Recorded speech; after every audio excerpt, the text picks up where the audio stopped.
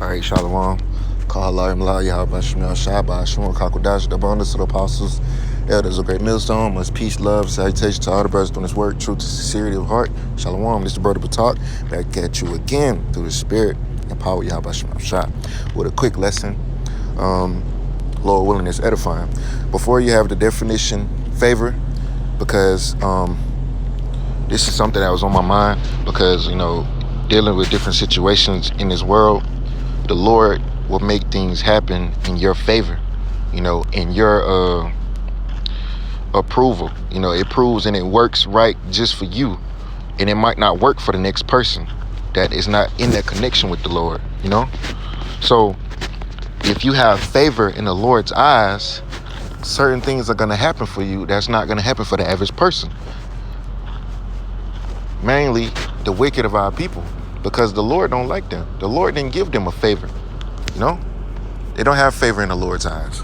So let's get that definition. It says, a feeling of favorable regard, an inclination to approve, an advantage. Ooh, there it go. There it go, man. There it go, man. Beautiful. It says an advantage to the benefit of someone or something. This is it. This is the definition that really best fits this lesson. So the Lord gives his elect favor, which means an advantage. The elect of Yahweh Shemel Shah has the advantage. And the situations that the Lord put them in, they're going to have the advantage over everybody. Okay. All of these definitions are good, but the best one is, the one that I have before you, highlighted. An advantage to the benefit of someone or something. So the ones that are being benefited is the elect.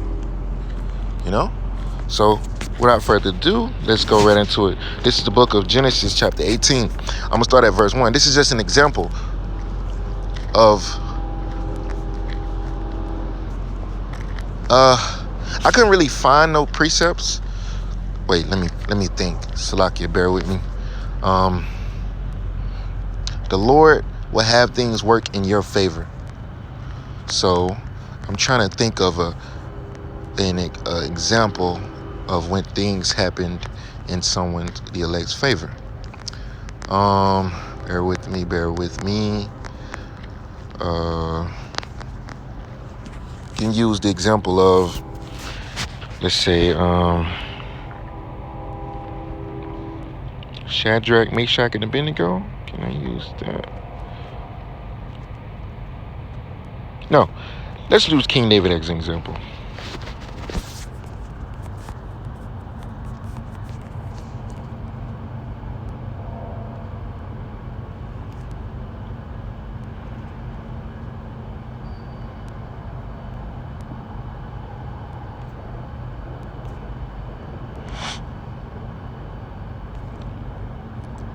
Give me a second to find the account, and I will go right into it.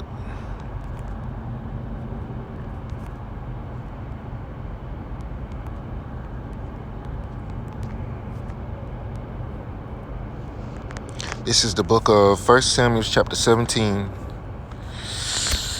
And I'm going to get down to the point.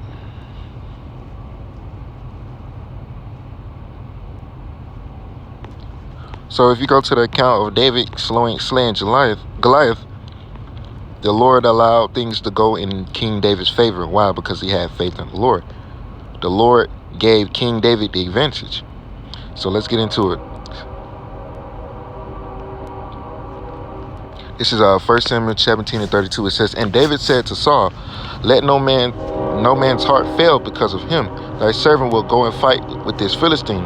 And Saul said to David, thou art not able to go against the Philistines to fight with him, for thou art but a youth, and he a man of war from his youth. So everybody's looking at the carnal aspect of King David being a young man and Goliath being a more experienced young man in war.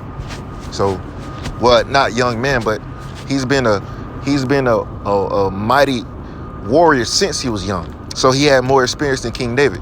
So they're comparing experience. King Saul was comparing experience right there. But it's not about that. It's about faith. Verse 34, and David said unto Saul, thy servant kept his father's sheep, and there came a lion and a bear, and took a lamb out of the flock. It says, and he went after him and smote him and delivered it out of his mouth. And when he arose against me, I caught him by his beard and smote him and slew him. So even in the case of King David going to get a lion, going to get a sheep out of a lion and a bear's grabs, the Lord gave David an advantage. You know, he gave him favor in his sight in order to give him the strength to battle a lion, man, and a fucking bear. He gave them the courage to be able to stand up to two of the most vicious beasts, wild beasts out there, man. You know, it takes courage to do that. The Lord, the only one, can bestow you with that kind of courage. So let's go on. Let's read on. It says, verse 36, thy servant slew both the lion and the bear, and this uncircumcised Philistine shall be as one of them, seeing he hath defiled the armies of the living God. David said, moreover, verse 37, David said, moreover, Yahweh that delivered me out of the paw of the lion. See, the Lord is the one that gave King David favor. The Lord is the one that gave him an advantage. The Lord is the one that delivered him from the lion. And out of the paw of the bear, he would deliver me out of the hand of this Philistine. And Saul said unto David, go, and Yahweh be with thee. So the Lord was with King David, man. Hey, man, the Lord was with King David, man. When the Lord is on your side, whatever you put your hands to do, and it's in righteousness, and it's in faith, and it's in line with the Lord gonna be behind you 100%, man.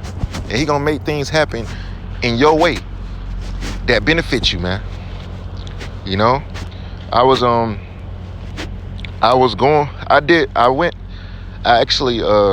Salakia, something happened in my benefit very recently. So, you know, I'm not saying I'm a part of your elect or nothing like that, but, you know, I've been, you know, serving the Lord to the best of my ability, and the Lord will have things work in your favor.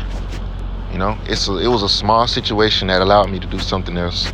Not gonna get too into detail, but it's something that the Lord had go my way, so to speak, man. So, you know, call out y'all shot for that.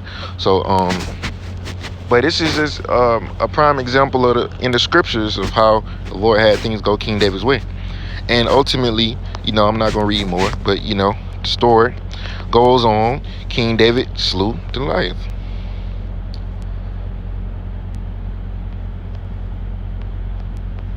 Let's see. I'm going to go down and get to the nitty gritty.